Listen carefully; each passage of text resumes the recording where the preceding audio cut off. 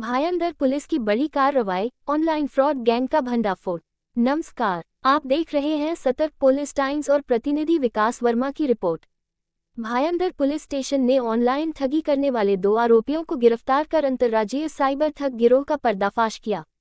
Police के अनुसार आरोपी पुष्पेंद्र कुमार उर्फ पी.के. जयपुर निवासी और उसका साथी कौस्तुभ जाधव नागरिकों के मोबाइल फोन हैक कर बैंक खातों की जानकारी और ओटीपी हासिल करते थे।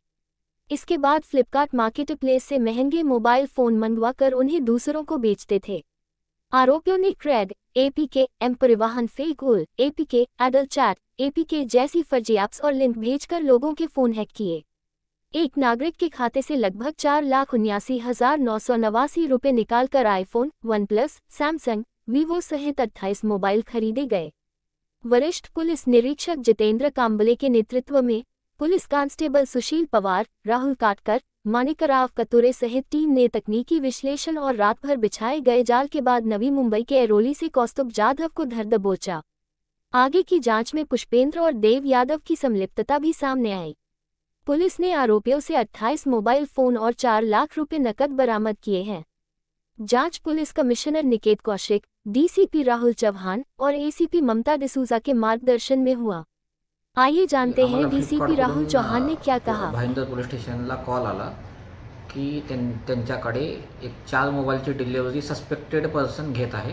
ते माहिती मिळताच आमच्या भाईंदर पोलीस स्टेशनची टीम घटनास्थळी पोहोचली।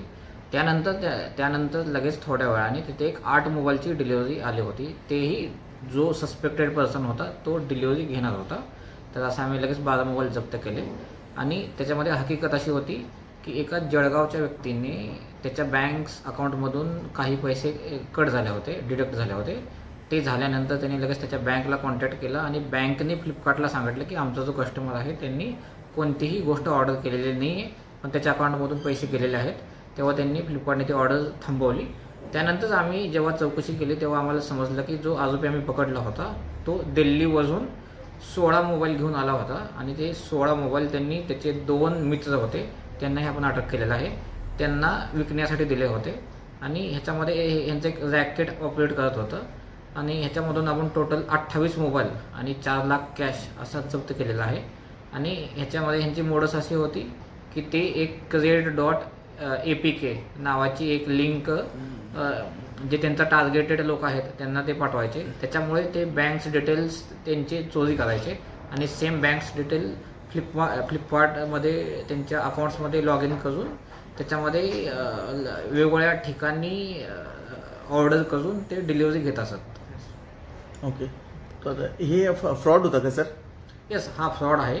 ह्याच्यामध्ये ज्याच्या अकाउंटमधून पैसे जातात त्याला ह्याच्याबद्दल काही कल्पना नसते, पण ते जे बँकचे जे क्रेडेन्शियल आहेत त्याचा थेफ्ट करून हे लोक फ्लिपकार्टवरून ऑर्डर करत होते आणि आमचा पुढील तपास चालू आहे। आणि ह्याच्यामध्ये जे मेन आरोपी आहेत त्यांचे आम्हाला नाव निष्पन्न झाले आहेत। लवकरच आम्हाला त्यांचा शोध घेऊन त्यांना अटक करण्यात येईल। शेवटचा एक प्रश्न सर, ते दिल्लीवरून जे माणूस ज्याच्याकडून मोबाईल आले ते मोबाईल काय चोरी वगैरेचे होते की असंच? नाही, सगळे मोबाईल जे आहेत ते नवीन मोबाईल आहेत, ते चोरीचे मोबाईल नाहीत।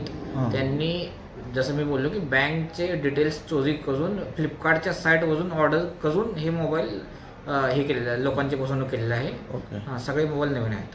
Thank you. सतर्क पुलिस टाइम में बने रहने के लिए चैनल को लाइक करें, शेयर करें, सब्सक्राइब करें एंड कमेंट करें।